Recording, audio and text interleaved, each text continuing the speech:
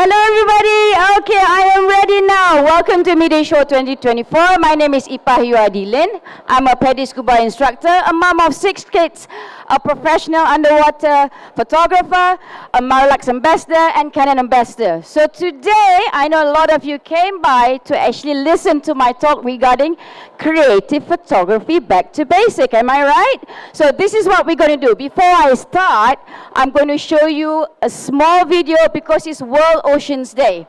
Now, I show, negative images, positive images, but today's is a little bit on the negative side because I need you to show what is actually going down inside the water right now. So this is what's going to happen.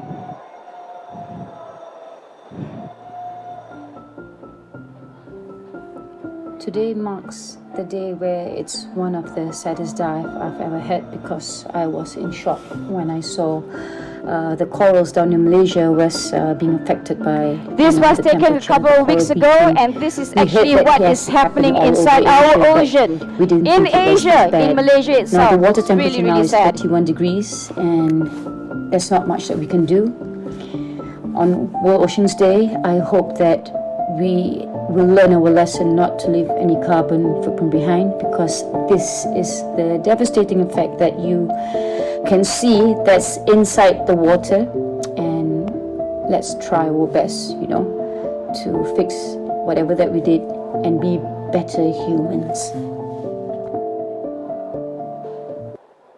Okay, so you have seen what has happened to our oceans behind, right? The coral bleaching is so bad. Now, how is this caused?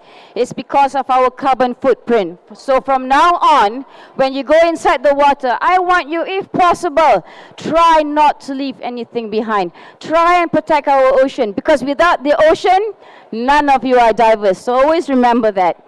So now let's get back to the show that I'm doing right now, which is creative photography back to basics. So before I start, usually I always tell people, now great things never come from comfort zone. So what does comfort zone means? That means when you want to be better than other people as photographer, you want to be different, you have to step out from your comfort zone. Because when you step out from your comfort zone, then you become 10 steps ahead from the rest. So always remember that. Number 1. When you start creative photography, I want you to forget normal pictures. So what is normal pictures? Pictures that you see in ID books, the nudie books, the shrimp books, basically all the books. It's always an ID shot taken from the side.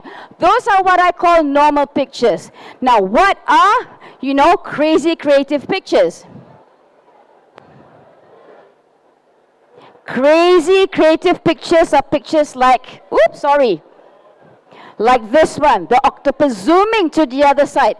It's a storytelling types of pictures. So I want you from now on to try different combinations when you actually start taking photography underwater in a creative way. So you need to create your own design. This is how important it is. Next, let your creativity go with the flow. Now, there are days when you play inside the water. Today I want something behind. I want this to be like so beautiful. I want rainbow behind. Then you go in. The current starts. Then you go in. Oh my God, I have 10 divers behind shooting the same thing. What am I going to do? I got to work very, very quickly. Now, this is where the best part comes in. From now on, I want you to go and look for simple stuff. You know why? Nobody shoots simple stuff. But when you shoot simple stuff and give it that wow factor, trust me, it's going to be a great image. Number 2, colors are nice. I know that all of you, when you actually start photography, everybody, I want black background. You know why? Because everything all popped there.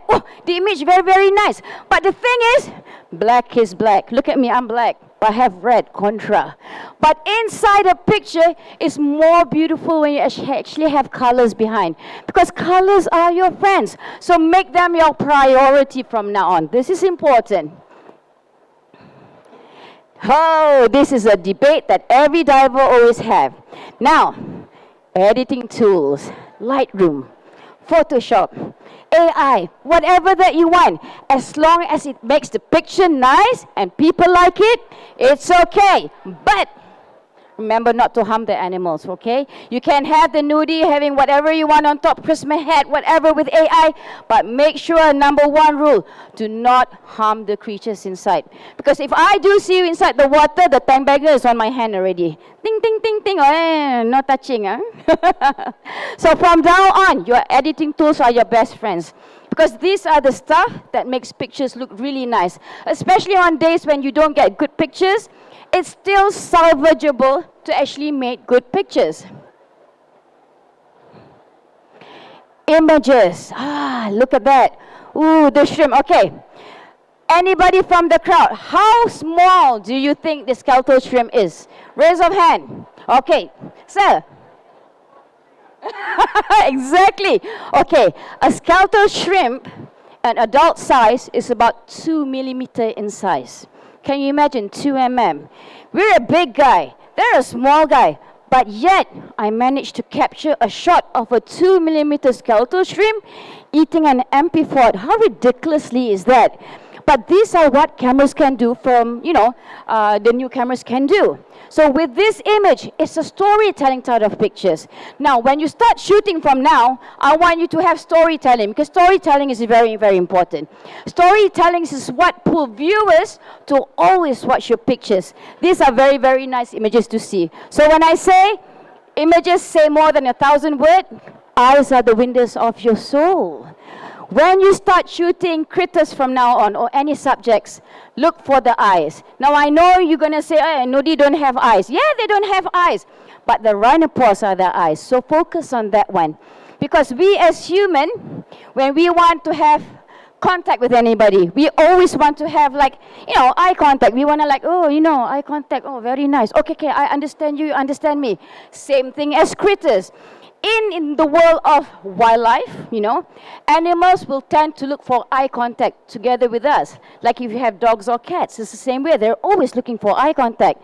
Same as the small animals inside the water. So remember that. Simple images. Woo! Okay, the harlequin. Now, what fish is this? Harlequin sweet lips. Am I right? Is that it? Am I right or wrong? I'm not very sure. Okay. So this fish, basically, you can find everywhere. But look at it. This was accidental. I took off my macro lens, put it aside. I'm like, hey, this fish likes to look at itself inside the mirror.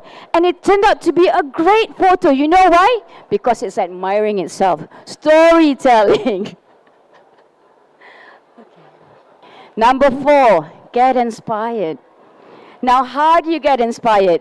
For me, when I wanted to get inspired many, many years ago, I had really good mentors, like Tim Ho, like Eric Goes. They did crazy images. They're so beautiful. I stalk them. So there is no shame in stalking. So if you want to improve your images, I want you from now on, stalk the famous people on social media to see what trends they are doing. From that trend, try to follow that trend. And when you have that trend, try to make your own design. Try to make your own step. These are the things that will always make it, make yourself stand up from the rest of everybody else. So from now on, I want you to think big. Now, then I want you to think bold, like bold colors. And I want you to think, wowzer, this is the image I want. This is the image where I want people to go and see and I want that image. I want to follow that image. So, when you go back home right now, study the image and say nudi 3%, they call it. Lots of nudies, right? I want to make my picture different from somebody else. How should I do now? How should I do that? Now, this is where I come in. The moment that you have been waiting for. How to create. How to use the tools that you have to start creative photography. How to imagine the image I want, and what type of tools do I need to master the art of creative photography. Because creative photographies can be done by many ways, but with certain aids, it can make your picture look so much more better. So this is the secrets and tips that I'm going to give you for you to understand how to make creative photography.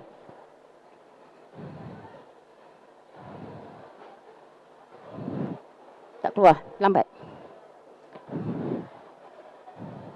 But before that, let's understand what creative means. Let's see. Sorry about that. So what is creative photography? Creative is something that only you can create. And when you can create, you are the one that is actually leaving a footprint. Your own style. This is very, very important. It comes from within you, from inside of you. That means the passions of taking your underwater photography. It's all the techniques that you have learned and combined. And I will tell you what the techniques are. Put together in one picture, one moment, one image. So all these techniques combined, when you learn and you apply it on the picture that you have, it's going to be a wow factor. So what are the techniques that you need to do in order to actually do creative photography? Number one, you have to master the art of black background photography. What is that? Okay, I will tell you slightly later. So we will learn the black background, the bokeh or bokeh, the snooted wave. It's not coming out. Sekejap, eh? And the colored techniques. These are very, very important. So what is the black background? So black background technique usually is this.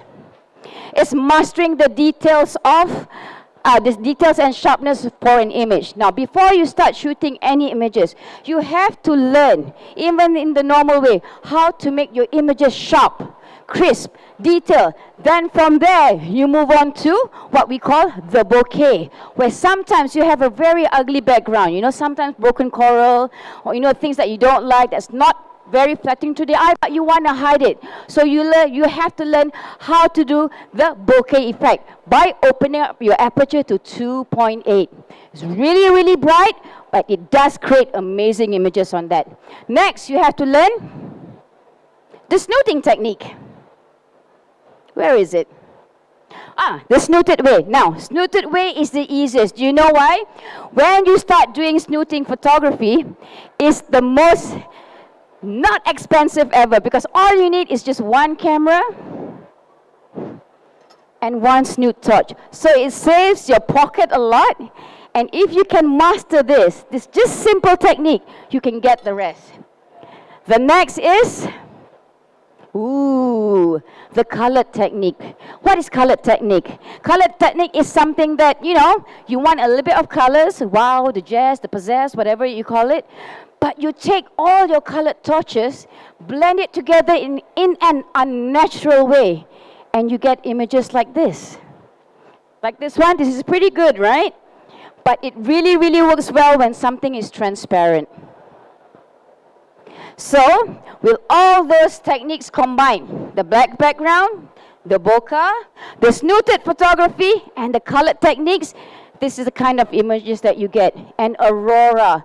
Everybody takes Shaun the Sheep the same way, but can you get an aurora behind it? How do you do it? You do it by blending the colors inside. So you get that. But how do you get that more? You have to learn how to snoot, because, you know, Shaun the Sheep is not purple in color. He or she is green. So you still need one snoot torch, you know, to make him light up and, you know, be covered with auroras. These are the things. So all that technique combined, this is what you get. Before you start, usually when I do classes, I always tell people, when you are at a subject where there is 10 people behind you, you have to work very, very fast. I always tell people, why not learn, you know, a little bit of being a spotter by yourself. Learn from the guides, because when you do that, you get to shoot it by yourself without other people actually disturbing you. This is the nice part when you actually learn about habitats. So what I do is, when I start shooting and I know that, hey, today I want to go creative, hey, today I want to go color, what do? I look at the subject. Next, I look at the surrounding of the subject. Now, what do I mean by surrounding of the subject? I look at the patterns, because some patterns are very beautifully combined with the subject, especially at the house where they are staying. Look at it properly, you see that, and you can do a lot with it. Next, look for colors that complement the subject. Not all colors go well together. Always remember that. Some colors will destroy pictures, but there are some colors who would make the subject so magnificent. Now let's go back to basic lighting. I'm going to show you a shortcut in a short while, for lazy divers who does not want to learn manual program. So I'm going to show you a shortcut on how you can use in any type of camera in order for you to achieve those images, especially with the snoot. Now, this is a color chart. This is very, very important. From now on, before you start creative photography, you want to play with the colors, look at the color charts.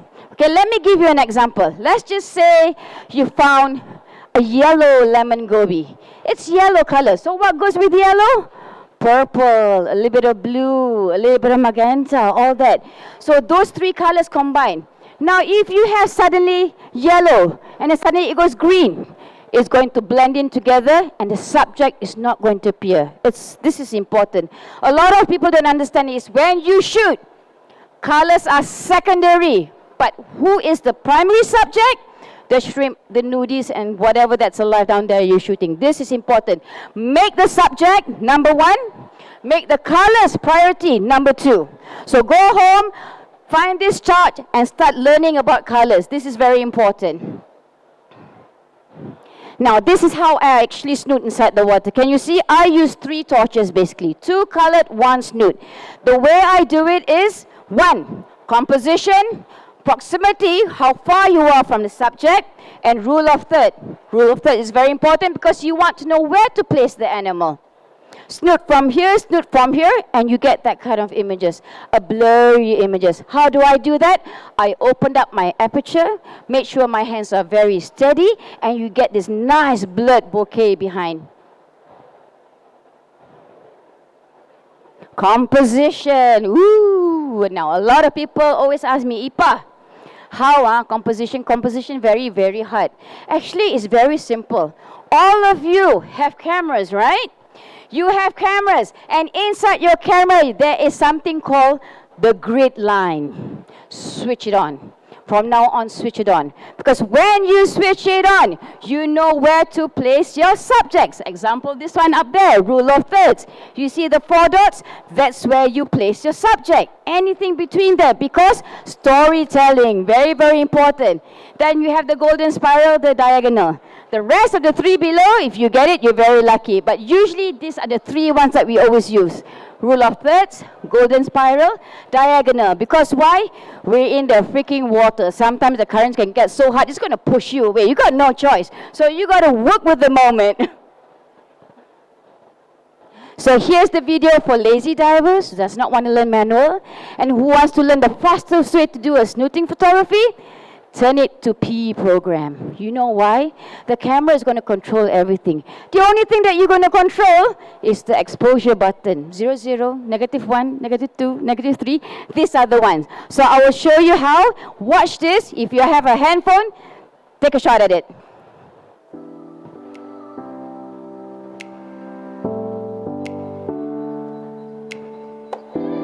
So as you can see here, many years ago, before I had this set up, I was actually using the Canon G15. Can you imagine a compact camera?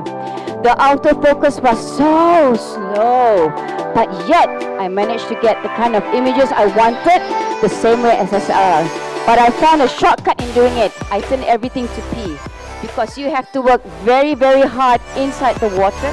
You know, you're moving, the currents are moving, the guides are calling you. There's so much stuff around. So this is what I did. I placed all the colored lights. I made sure there's 2. Now, do you see the snoot? Where is it placed? Right in front of the nudie. Why? Because you do not want the nudie to be the same color as all your torches. You know, if you get green and then you get blue, you're going to get what? Purple, am I right? You don't have purple nudies that is actually supposed to be white. So the snoot torch, what it does, it brings out the light from the subject. So snooting is very, very important. Now when you see there, I start using exposure 0. Now it's back to 1. You can see that every time the exposure goes down, the images become sharper and clearer. But it does not happen in all dives. You have to figure out how. The deeper you are inside the water, the better it is. Now you go to -2, and then you see what the image looks like now.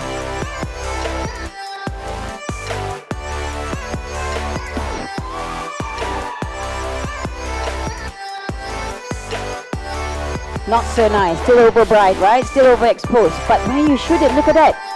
It came out slightly sharper. Then when you play -3, or whichever that your camera allows you to do, exposure 2, exposure 3, you see that the image becomes darker, crisper, sharper, more dramatic. This is what they want. This is what people want. So when you have a snoot torch like this, it's going to make your life so much more easier inside the water. Simple enough. So what feature that you have to change it to? P, if you're a lazy diver. Okay, so now let's use items, okay? What do I mean by items? Ooh, the CD. Now, about 9 years ago, I was actually diving in Bali, right? With a guide named Semi Kaunang. I think most of you know him. So we were both diving, we were both shooting, and suddenly I was shooting this razor shrimp or something, I can't remember what it was. And there was something flickering behind, and the color was like so unnatural. So I looked at it and I go like, apa benda ni kat belakang ni? And I looked and I was like, broken piece of CD. Now, for all you young millennials that does not know what a CD is, a CD is something that long ago, when we could not download it, pirated movies, we were watching it on a disc. So now that disc basically is everywhere inside the water. I don't know why people throw inside the water, but it's sad. But because people threw it inside the water, I managed to find like, hey, I found something different. I don't think anybody has ever done this. So you know what I did? Your focus light. Ooh, I didn't even have to use strobes that time. When I actually had my focus light, I had my CD, I reflected on the CD. You know what happened? It created a very beautiful prismatic color, like woo, rainbow going on like this, you know? And at every angle pointed, no matter 1 millimeter, 2 millimeter, the color is going to change. So what happens when color changes? Nobody can copy your picture. You know why? Every millimeter. How impossible is that? It's just impossible. So what happened is when you do that, even though I have 2 students, or my husband next to me, where is he? Shooting the same thing, this is what's going to happen. Creating different type of images for everyone, no 2 pictures are the same. Even though it's at the same place, but because the light is moved in a different way, the camera is capturing that color. This is what happens. 2 blended colors, but 2 different colors. This type of pictures, when people cannot mimic, that means you are an artist. It's not easy to actually mimic this kind of colors. Now, this is very, very important. A lot of people do not understand, like, okay lah. How close am I supposed to put the stuff behind the subject? Simple. This one is tip and tricks of what people usually never tell you, but I'm going to tell you today, okay? Now, let's just say you have a subject in front here. This is a subject, right? Okay. Now, the subject color is white. Am I right? Now, white is a very difficult color to shoot because it's bland. Putih mah, bukannya cantik sangat pun. But because you want to have like, ooh, you know, you want to make the subject pop, you have to have a color that is contrast to the subject. This is important. So, let's just say like this. Subject, item. What's going to happen to that? The color is going to become stronger, okay? Now, if you have, let's just say, okay, Cyrus nigra. Most of you know the butterfly nudie, right? Beautiful, yellow, look like Tutankhamun crown. It's really, the contrast itself is already very nice. What do you do? What kind of colors do you put behind so it will not pull you away from the subject? You need a softer color. So what do you do? The things that you have, the things that you use, you pull it further behind. So you have a nice blend of soft color.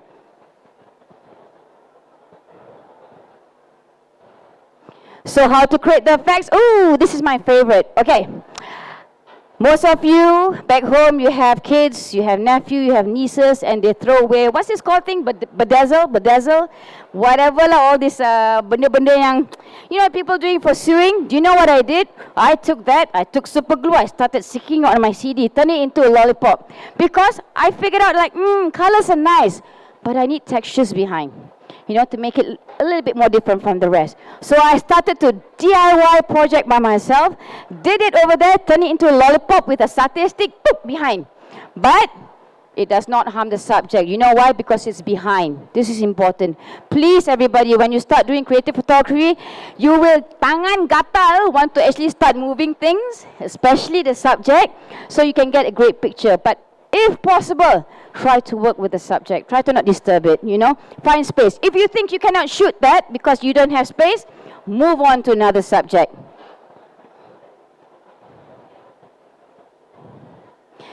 Filters. Now, filters are the rave right now. Now, a lot of people are asking me, Ipah, filter tu apa? Alah, you all use Instagram. Everybody want to look flawless. Filter lah tu, the same thing. So, inside the water is the same thing. We use filters. Except that we use filters that can attach to your housing in front. So, what are the type of filters that you can use to make it more creative? I'm going to show you a few. These are my secrets.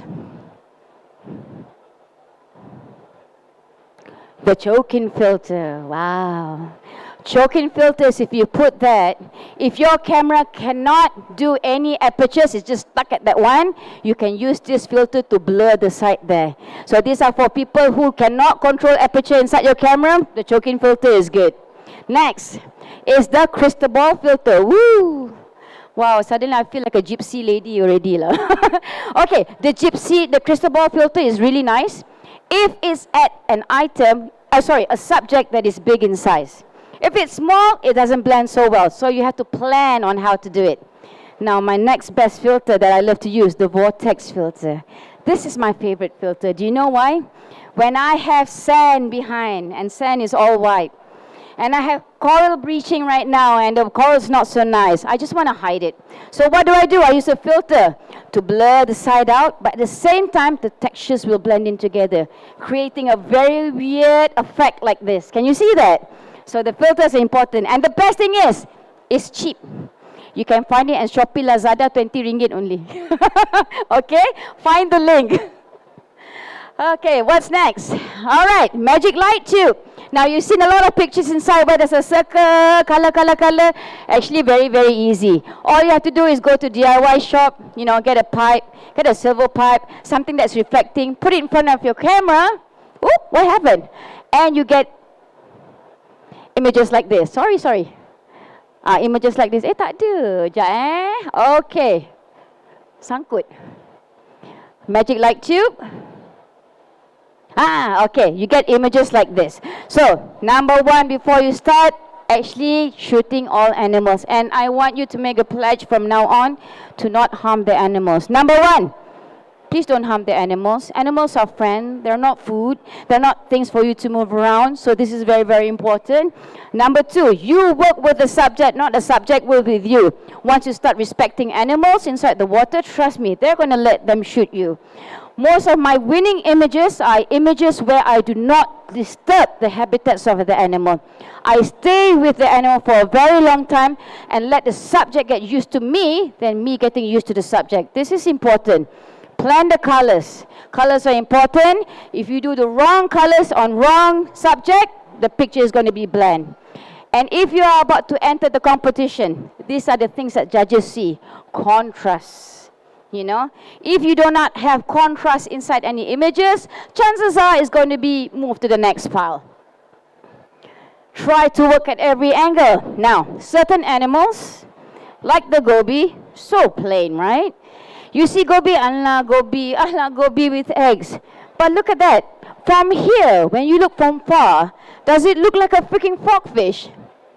It does, right? Like a mouth is opening up. It looks like a frogfish. But actually, it's not a frogfish. You know what it is?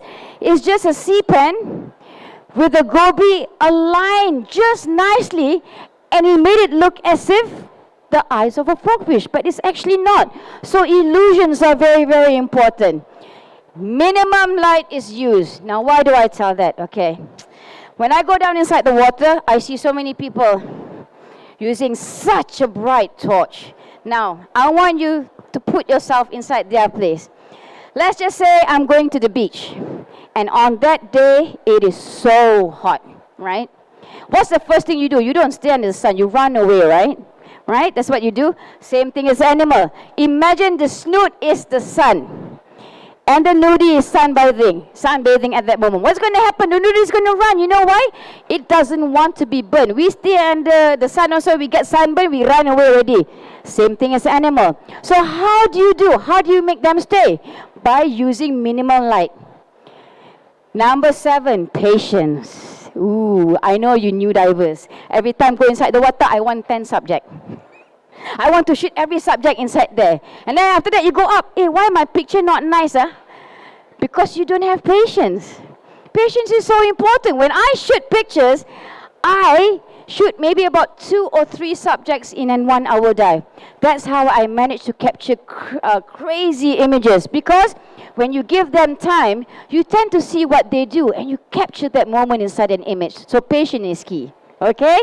No more 10 subject, 1 dive, 20 subject, 1 dive. Don't stress your guide. They are also very, very human. All right, what's next? What kind of tools do I need to get started? Now, these are the things that people ask me, Ipah, I want to start creative photography or some sort of photography. What do I need inside there? I'm going to show you. Hold on.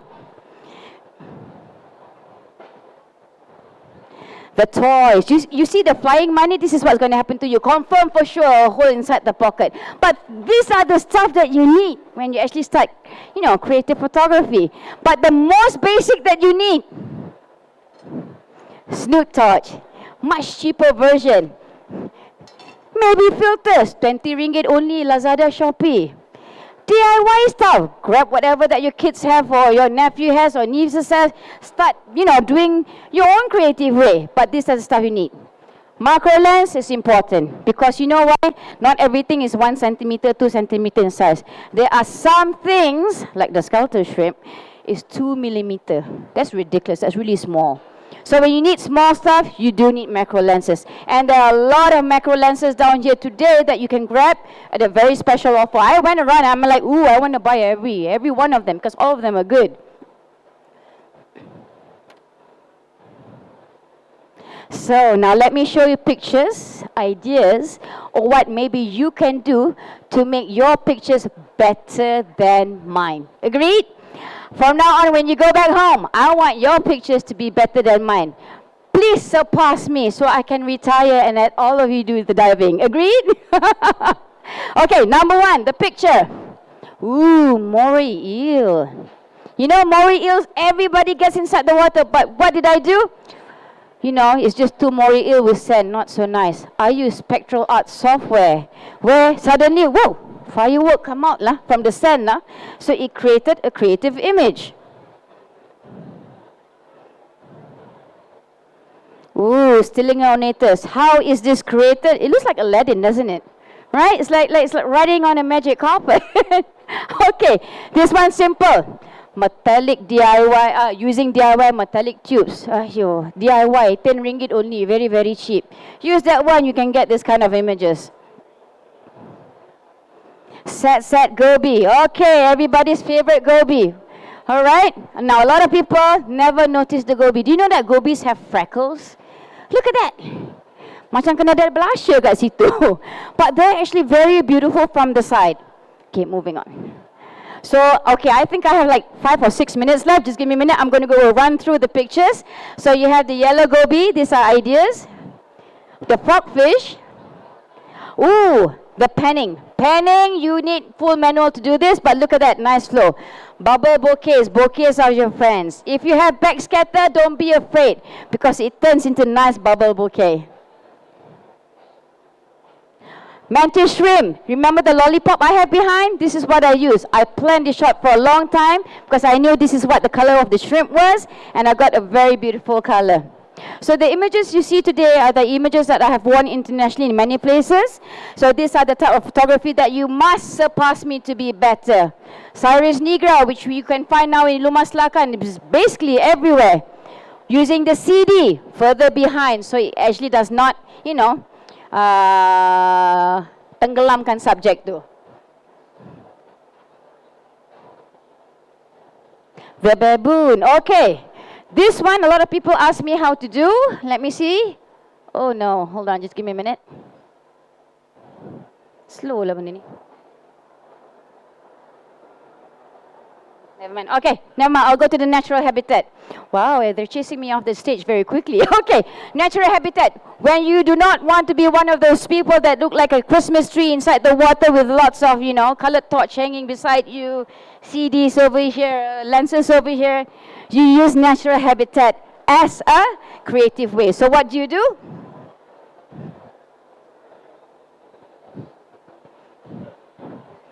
You take goby fishes. You use bokeh color. You use this kind of technique where it blends the textures together. Can you see that? So these are type of images, simple images that anybody can do, and you can create it inside the water. What else can you do? You have the parasite on the fish. You have using a filter, the vortex filter, and you get this kind of tornado effect on a normal whipped coral shrimp, and they're everywhere. Then you can do portraits as well. Look at that.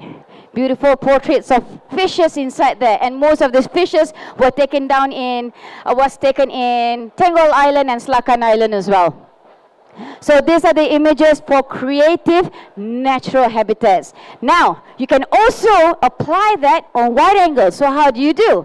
Wide angle ideas. Very quick one.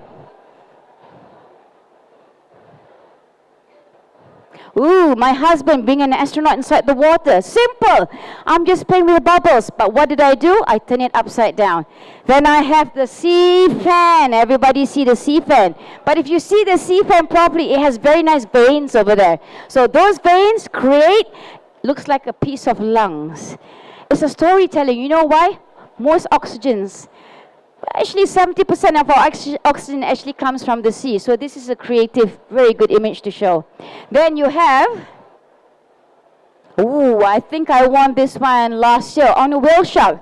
I got lucky with this one because I had one green torch and one stroke and one whale shark coming by towards me. And I got to get this creative image where you see the green is actually reflecting on the fish.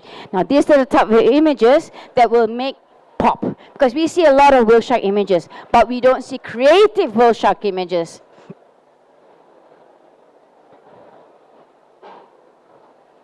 Another one, Mother Nature, just, flip your camera up just like this, and you get this kind of moon effect, like an astronaut coming down.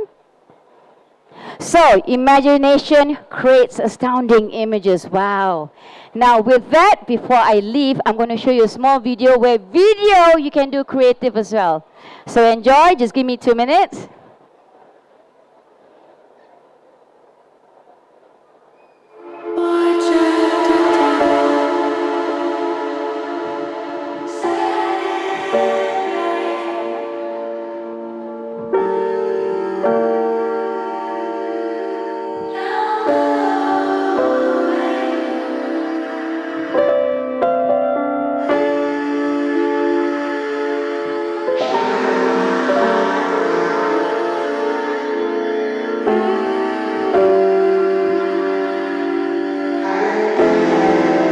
Look at that, so beautiful.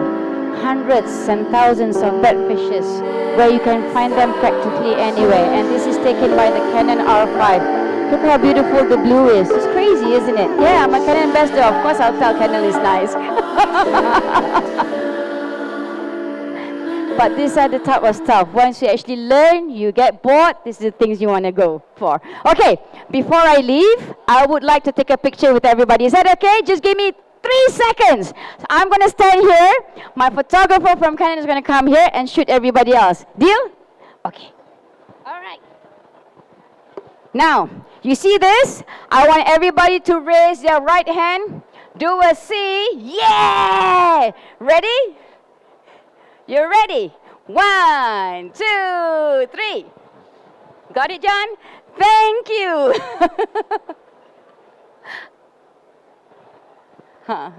One picture. 1, 2, 3. Thank you. All right, thanks, John. Okay, everybody, thank you for coming over to my show. So if you need to know more, add me on Instagram or Facebook. Any questions, I'm available for you, okay? So thank you for coming to Midi 2024. Until next year, bye-bye. Thank you, everyone.